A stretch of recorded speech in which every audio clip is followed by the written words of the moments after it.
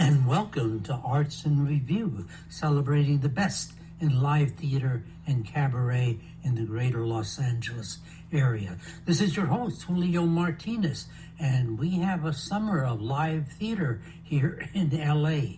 The Hollywood Fringe Festival is about to open up, and we also have performances from a theater company I had been introduced to for the first time, Theater for the Blind. So please stay tuned to Arts in Review.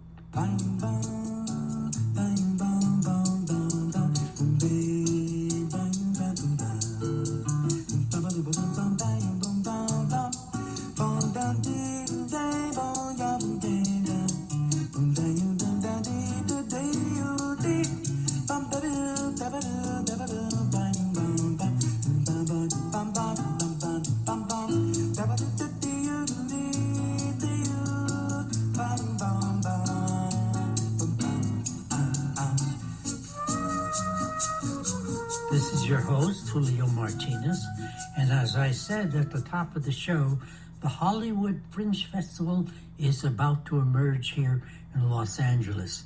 It was shut down last year because of the COVID we are all familiar with, but it's going to come back. It's going to begin August 12th. Actually, previews are beginning August 5th and running through the 28th.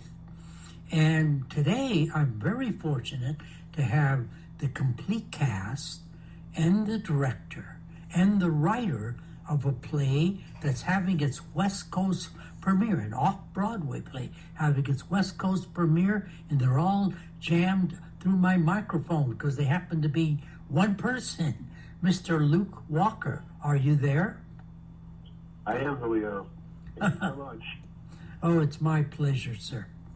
Now, the show is the wake of Dick Johnson, and I was forewarned that this is a rather dark work, and you premiered it off-Broadway in New York, is that correct?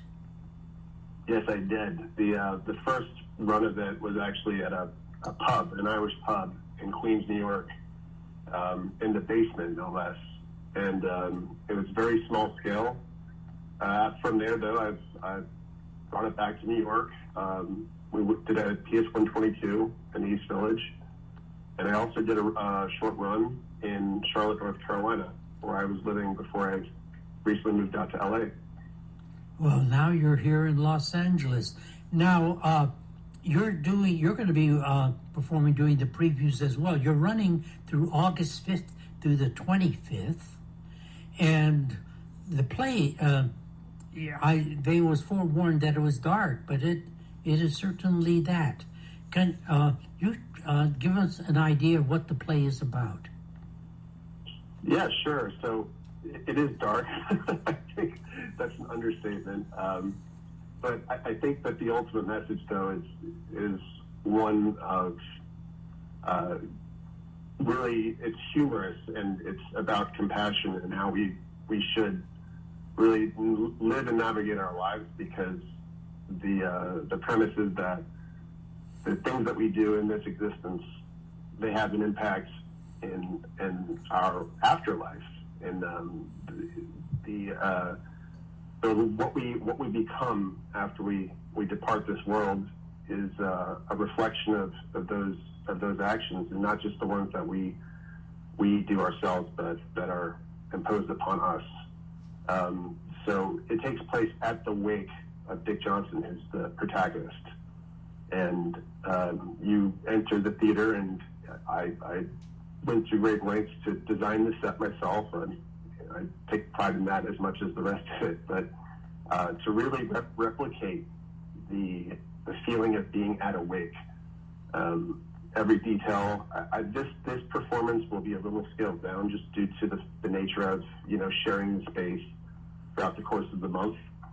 But it's an intimate and often, I think, uncomfortable, depending on the audience member, but glimpse of what it feels like to be at a real wake. The central character, Dick Johnson, is actually lying there in an open casket, surrounded by Yeah. flickering candles, dead flowers, a red neon cross, and he returns and to inform the audience of what life is like on the other side. But That's right. Yes, and also, I mean, there's multiple dimensions to this. Like it starts out where it seems like there's a rant, and he's angry. He's had a lot of traumas, and he's the victim of abuse by his very evil and psychotic Uncle Willie, who he interacts with throughout the play. They're both actually, he's not coming back from the dead. This is another dimension. The dimension that I try to depict is what the afterlife is in the case of Dick Johnson. mm-hmm. And they're having a dialogue. Mostly it's really just glimpses of Johnson's horrific childhood and his life and the person that it made him. And he's a really a sympathetic character, but they merge in the fourth dimension. So there's things that he's saying that are often things that he was taught or that were he was victimized by through his Uncle Willie or through the tragedies of his life. Well, so it's yeah. It does state that the play contains offensive content, including racist terms, blasphemy, themes and depictions of violence, sexism, abuse, and extensive profanity. So I have to ask you, what stimulated you to write this? Create this? Well, yeah, it's a good question. You know, I draw a lot of it from my own life. I struggled immensely during my childhood and into adulthood. And you know what I was created in me was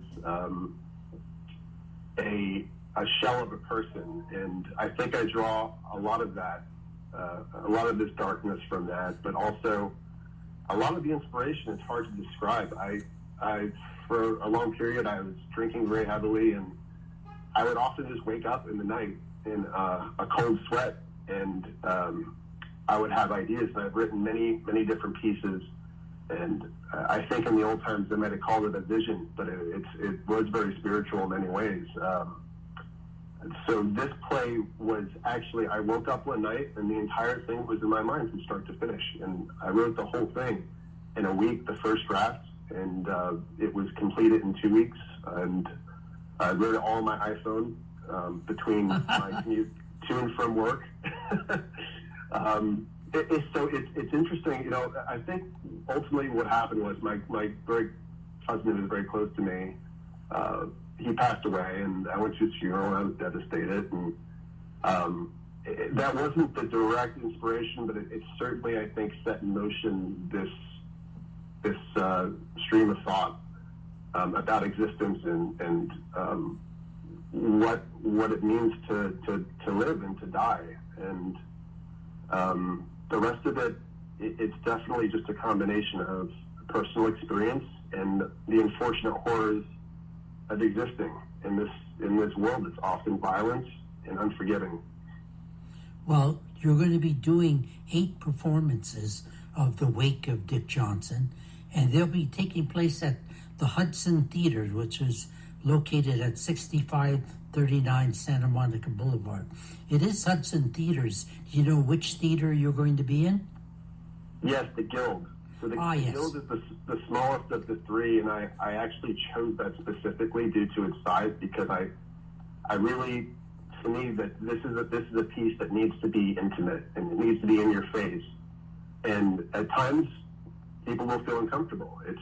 There are moments where you're drawn into it, and I hate to use the word immersive because it's an overused term, but you do become immersed into this setting and into this world where Dick Johnson is inhabiting.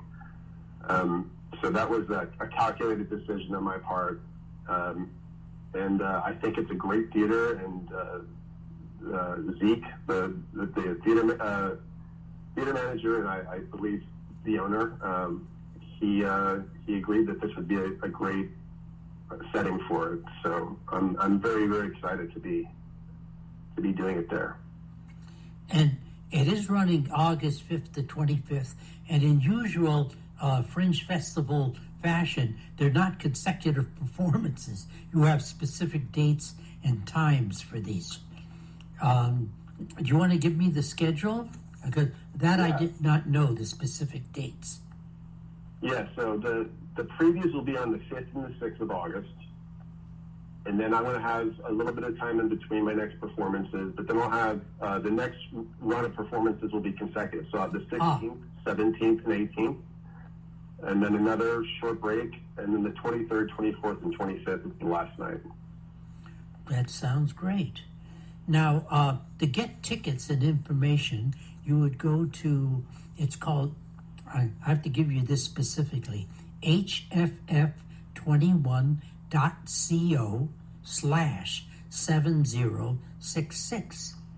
And this is laid out this way because there are many, many productions at the Hollywood Fringe Festival. And this will specify it. I'll say it again. It's hff21.co/7066. And they have a very wonderful program you can get online. You can go to hollywoodfringe.org and you can find out everything that's playing at the Hollywood Fringe Festival. But this sounds very intriguing, sir. Did you do other theater in New York? I'm interested in your background. Yeah, well, so I've been writing for 20 years, and I've written about 40 screenplays and stage plays, and they've, for many of those years, I just hid them away. I had very little confidence in myself and low self-esteem and all these things that many of us struggle with. This one was one that I could actually do on my own, and unfortunately for this medium, it has to be produced. You can't, a script that isn't produced is relatively worthless as far as sharing. So this is one that I was able to take on my own and produce and not have to rely on other people, because unfortunately much of my career I was just had a lot of letdowns and false starts. So I took it upon myself to put all this work in and actually make this come to life. And the fact that I was able to do it all on my own gave me the confidence and the ability to actually make it happen. I wasn't meant to be the actor initially. I worked with an actor for a year, and he had a nervous breakdown during about a month before we were set to run it. And so I didn't have an understudy and was forced to do it myself, and it seems to have worked out okay in that respect, for me at least. Well, you're very fortunate, sir. Yeah. Well, welcome to Los Angeles. Once again, the address is 6539 Santa Monica Boulevard. It is the Hudson Theater Guild. It is the more intimate of the four theaters there. And you're running August 5th preview through the 25th. And once again, I'll give you that reservation number. It's hff21.co/7066. And I want to thank you for joining us. And I'm going to come out to see this. It sounds very intriguing. I'd love to have you in the audience. And just so the audience knows that they can actually search, go to hollywoodfringe.org and search for The Wake of Dick Johnson.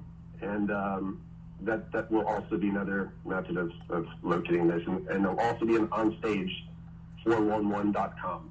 They can purchase tickets there. And this is live. Virtual is coming to an end. You can actually go out to the Hollywood Fringe Festival, which is a wonderful experience, and see theater again, live, in a seat. I want to thank you, sir, for being here. And I look forward to seeing you at the theater, Mr. Walker. Thank you so much. Thank you for having me on your show. And I want to give a shout out to Davidson and Choice Publicity for all the magical work they're doing for me. It's been a real privilege to have them and to be here and to perform at the Fringe Festival. I'm extremely excited. Thank you. And upcoming, we have Greg Shane from Theater of the Blind. Please stay tuned to Arts in Review.